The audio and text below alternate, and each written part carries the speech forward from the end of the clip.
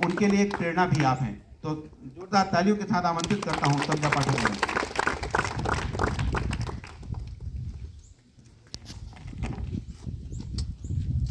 आदरणीय प्रधानाचार्य महोदय, सभी शिक्षकगण और प्यारे बच्चों, सबसे पहले आप सभी का बहुत बहुत धन्यवाद। आपने हमें कीमती अपना समय दिया।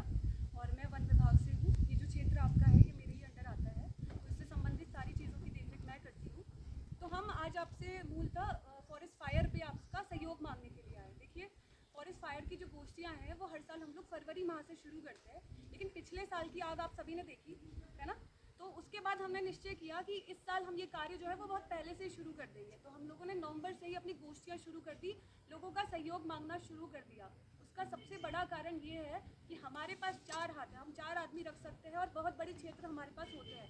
हम नहीं कंट्रोल कर पा रहे, हमें 40 हाथ चाहिए। हमें चाहिए आपके माता पिता का सहयोग, आपके गाँव वालों का सहयोग। आप बच्चे हैं, आप जंगल में नहीं घुसेंगे आग बुझाने, लेकिन हम चाहते हैं कि गाँव वाले समझे कि जंगल वास्तव में उनके हैं और वो हमारे साथ कंधे से कंधा मिलाकर आए। क्योंकि पिछले साल ऐसी स्थिति बनी थी कि फायर सीजन में व्यक्तियों ने हमें पानी तक नहीं पिलाया। हमने एक दुकान पे जाके बोला कि हम आग बुझा के आ रहे हैं, हमें पानी दे दीजिए। वो एक सूखे हुए नल की तरफ इशारा करके बोलते हैं वहाँ पी लीजिए। आप लोग इस बात को गहराई से समझिए और अपने माता पिता को बताइए कि वास्तव में ये जंगल आपके हैं। विभाग के कर्मचारी 4 दिन, 4 साल, 2 साल यहाँ नौकरी करके दूसरी जगह चले जाएंगे, लेकिन ये जंगल अगर खत्म हो गए तो आपकी पीढ़ी, आपके आने वाली पीढ़ी, उनके लिए पानी नहीं बचेगा, उनके लिए स्वच्छ हवा नहीं बचेगी, आपका भविष्य समाप्त हो जाएगा। आप जब तक इस बात को नहीं समझेंगे तब तक जंगल नहीं बच सकते। 4 वन विभाग के कर्मचारी कितनी भी कोशिश कर ले, हमारे पास हजारों हेक्टेयर जंगल होता है, हम अकेले नहीं बचा सकते।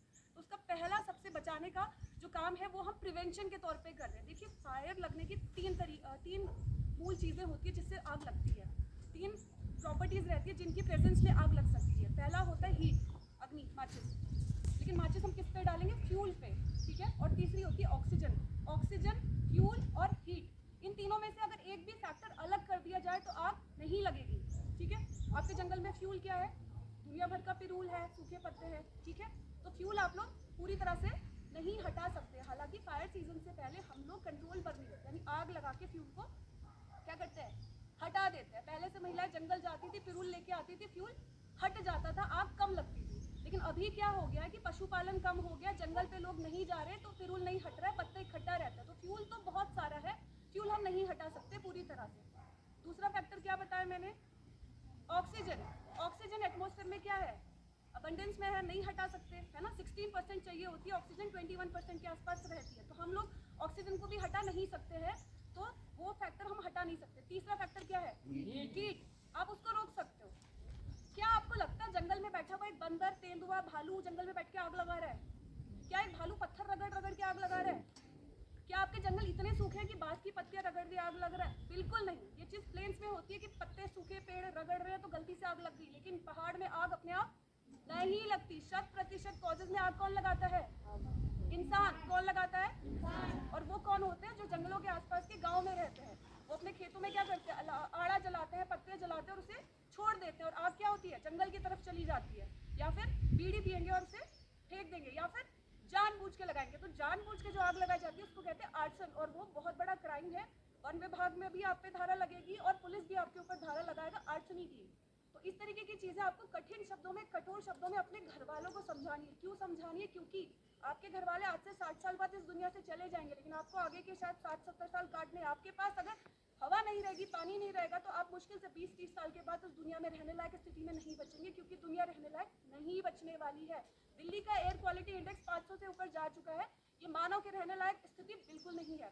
दुनिया भर की बीमारियां होंगी, और ऐसा नहीं है कि वो वहीं तक सीमित रहेंगी। आपका पहाड़, देहरादून में भी कुछ वक्त पहले आपने न्यूज में पढ़ा होगा, जो एयर क्वालिटी इंडेक्स है वो क्या था? खतरे से ऊपर चला गया था। देहरादून जो कि पहाड़ की तलहटी में बसा है, इतना पोल्यूशन वहाँ नहीं है, लेकिन वहाँ अगर ये हालत है तो आज से 10 साल बाद चौखुटिया में, द्वाराहाट में, यहाँ भी यही हालत होगी।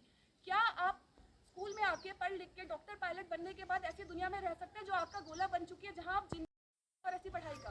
तो ये आपको सोचना है। इसीलिए हम बच्चों के पास आए, क्योंकि आप लोग कल का फ्यूचर हो, आपका भविष्य, आपकी दुनिया, और उससे आपको बचाना है। बात अब सहयोग असहयोग तक नहीं रह गई, बात अब जिंदा रहने की हो गई, सर्वाइवल। क्या आप लोग जीना चाहते हैं आज से 50 साल बाद तक? क्या आप चाहते हैं आपके बच्चे या आपकी आने वाली पीढ़ियां भी इस धरती पे रहे? तो आपको अभी कदम उठाना पड़ेगा। मुफ्त का एसी, मुफ्त के जंगल आपको मिले, इन्हें बचाना पड़ेगा। और ये मजाक बिल्कुल नहीं है, मैं आपको सच बता रही हूँ।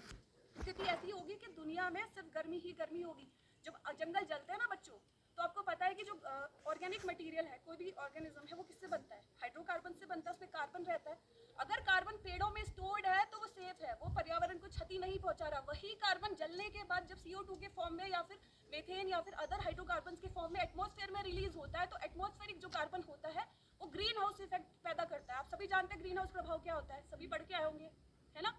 बड़े बच्चे लग रहे, देखो कुछ गैसेस होती है जो धरती की गर्मी बढ़ाने का काम करती है। तो वो गैसेस ज़्यादा हो जाएंगे एटमॉस्फेयर में तो गर्मी बढ़ती जाएगी, बढ़ती जाएगी, बढ़ती जाएगी, ग्लेशियर पिघल जाएंगे, वाटर बॉडीज जो उफान पे आ जाएगी, सी लेवल बढ़ जाएगा और दुनिया जो है कैटास्ट्रोफी की कगार पे पहुंच जाएगी। तो जंगल जो है हमारे कार्बन सीक्वेस्ट्रेशन का काम करते हैं, जो पौधे होते हैं, ठीक है, कार्बन सिंक की तरह काम करते हैं। जो एटमॉस्फेरिक कार्बन है उसको क्या करते हैं? एब्जॉर्ब करते रहते हैं, ठीक है। तो उसको हमको एटमॉस्फेयर में जाने से रोकना है, उसके लिए हमें जंगलों को बचाना है। और दूसरा, देखो जंगल के जो छोटे छोटे बच्चे होते हैं ना, पौधे, सबसे ज़्यादा नुकसान फॉरेस्ट सीजन, फायर सीजन में उन्हीं को होता है। और अगर वो पौधे जल गए तो आज से 20 साल बाद जंगल समाप्त हो जाएगा, क्योंकि नई पौध तो आ ही नहीं रही है, पुराने बड़े पौधे बूढ़े होंगे और मर जाएंगे, है ना? तो आप क्या चाहते हो कि आपके आसपास का जंगल समाप्त हो जाए? तो उसको किसको बचाना है? अब घर पे जाके सभी बच्चे अपने मम्मी पापा से क्या कहेंगे कि इस साल आप नहीं लगानी है, वन विभाग का सहयोग करना है, क्योंकि जंगल आपके है। जब आप इस बात को समझ लेंगे